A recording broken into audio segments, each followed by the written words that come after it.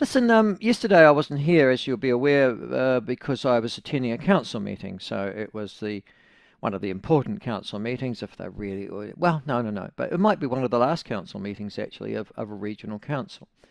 And there is a debate starting, and a fair debate, long overdue, I have to say, is do we need regional councils in this country at all?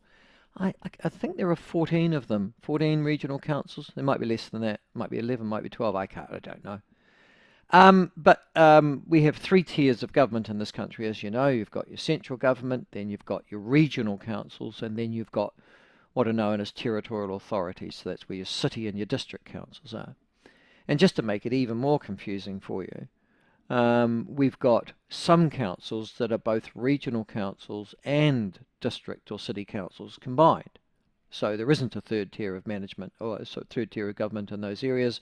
They've combined the two elements of local government together.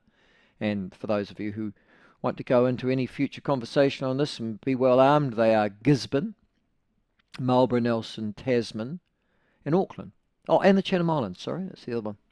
So they've all got unitary councils, so they have both the regional functions and the district or city council functions put together. And frankly, they've worked perfectly well, I have to say, particularly in Gisborne and the upper half of the South Island since, oh God, the early 1990s. So why on earth you wouldn't do them for the whole of New Zealand is one of those great mysteries. Anyhow, that discussion's happening. But for the moment, in the meantime, regional councils still have their role. And so they've still got a role to play, and it's largely to do absolutely nothing but charge you large sums of money to do it. I mean, it's a sort of basic tenet of local government. What isn't that right, Josh? Yep. We're just going to pretend to do an awful lot of stuff. We're going to write lots of reports. We're going to write lots of strategies. We're going to do lots of plans. But we're actually not going to. We're going to have lots of outputs. But we're actually not going to have. No, one going to do anything. Which is, if I had to sum up local government in New Zealand, that would be it. Lots of outputs, bugger all outcomes. That would be, you could always put that as a sort of a maxim for local government. What do you guys do? Oh, lots of outputs, bugger all outcomes. Oh, well, that's a good philosophy then. Yes, and we're very expensive about it as well. In fact, local government sector, the public sector in this country is better paid now in New Zealand than the private sector, and I'm struggling to remember the last time in any decade in which that occurred. Anyhow, there I was at my local council meeting yesterday, signing off a plan in which most of the really vital information had been hidden by the staff from public scrutiny. What's new about local government? So, and I usually stand on my hind legs and protest. I've done this for years and years and years and end up pretty much as a lone voice in the wilderness, or as the small boy at the parade saying the emperor's got no clothes on. One of the two. You choose whichever of those particular images suits you. And I played that role again yesterday. All right, but then after the council had decided on, its latest rates impost, it looked at something called an Indigenous biodiversity strategy. Now, the moment that anything has got strategy on it in local government, can I just say to you, a strategy is just a whole series of people who've got nothing better to do with their time, far well paid, and frankly in a position where their academic degrees don't constitute it, but that's why they went into local government after all. But a strategy is really a whole lot of words that mean nothing, all right, unless you want them to mean something. And so yesterday, the Otago Regional Council decided on approving its Indigenous biodiversity strategy. All right. I know you're going, what the hell's that? And that's fair enough. That's pretty much what most people would do. Now, it approved that so that it could put it out to public consultation. And after public consultation, it'll have, finally, after, God, hundreds of thousands, probably millions of dollars worth of being expended on this nonsense, it'll have a biodiversity strategy which doesn't actually do anything. I know, seriously. It won't save a bird. It won't protect a cave weta. It won't suddenly provide some sort of fish passage for an endangered indigenous fish or kura or something like that, or crayfish. It'll just be an awful lot of words. So welcome to local government and its strategy making. But in devising this Indigenous biodiversity strategy, and if you want to know what Indigenous biodiversity, it basically means flora and fauna. Plants, trees, shrubs, what else? Animals, birds, fish.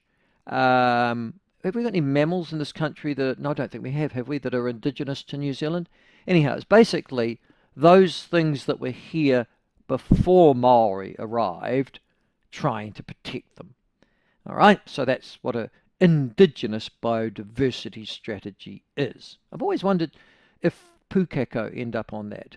You know the pukeko, Josh? A lot of people think it's indigenous. It's not, you know. No, Pukiko's not, no. Yeah, they flew here apparently from They're Australia. native, but they're not indigenous. Anyhow,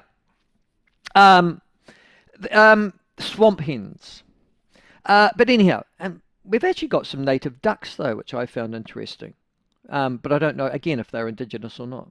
Anyhow, and so the Otago Regional Council is now going to consult on its Indigenous biodiversity strategy without at any stage in any of its voluminous pages actually identifying what its indigenous species are that it wants to protect. Brilliant! You know, that's so they sort of sit there and you go, oh my God, these people are morons, which is pretty much what I did think yesterday. But then there was a scrap, and I have to say I led the scrap because I've just got irritated by it for so long. And it said, well, what are the things that you're going to make your decisions based upon? And it decided in a bullet point how the principles, how will we make this strategy work? And so as part of it, it said, and you'll love this, that it was going to apply, and here's the quotes, Mātauranga Māori, Western science, and community knowledge as distinct and complementary sources of knowledge. So in other words, the strategy wants to make sure that if you are going to save all these native plants and species and the like, you're going to have to apply Mātauranga Māori, Western science, and community knowledge as distinct and complementary sources of knowledge. In other words, you're not going to make any decisions without those three, if you like, legs of the stool being applied. All right, so I said, what's Western science as a sort of commentary? Why have you put Western science there? Because the moment that you put Western science there, you are clearly distinguishing Western science from science. You are already contrasting it with Mātauranga Māori, which is, when they say it's a knowledge system, it's not really. It's a series of customs, basically, and practices and sayings. It's sort of a cultural lens rather than anything that could be construed as science. But you're calling it Western science. I was almost about to say, well, why the hell didn't you just go the whole way and call it Western colonial science and be really done with it? But Western science now is, and you've got to read it this way, and certainly this way I read it yesterday, is in actual fact designed to show that it's not indigenous and that it doesn't have the same particular, if you like, status as science, and that it is colonial by nature, and it is almost, if not inferior, then certainly no more equal as a knowledge system than Mātauranga Māori. As you can imagine, I went, I don't think so.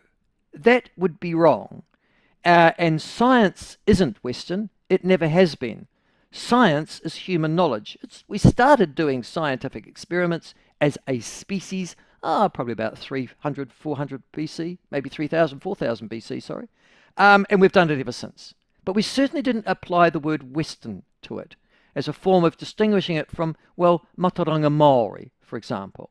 And to think that science and Mātauranga Māori are on the same level is just an exercise in stupidity and futility, which is probably why all of those indigenous biodiversity species in Otago are going to be in great danger in the future, not from invasive species or necessarily from ignorance, but from the idea that science should be somehow accorded no greater status than local Maori custom and a whole series of old spiritual wives' tales from a long, long time ago. God. And they call this progress.